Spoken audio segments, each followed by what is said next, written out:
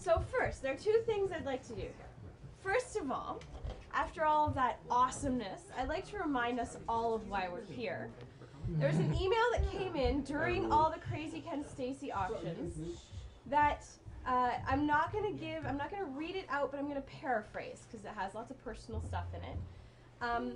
But this fellow wanted to add a personal note to his donation, and he said specifically to please communicate this to the drivers, several of whom we have in the room. So basically, paraphrasing his story, he was a fan of Penn and Teller back in the mid-'80s, and he heard about Desert Bus on Penn's radio show in 2006, and then he heard about us from his Twitter feed. So he's been checking in with Desert Bus for the past few years and thinking that's really cool.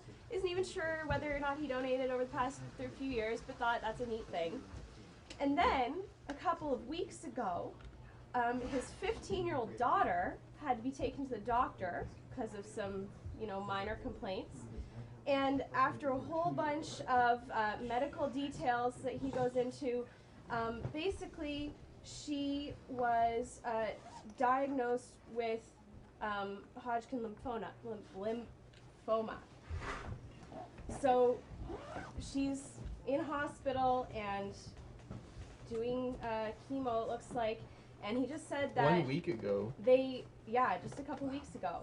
And they brought her a DS. His family brought her a DS so that she could play Zelda Ocarina of Time in the hospital.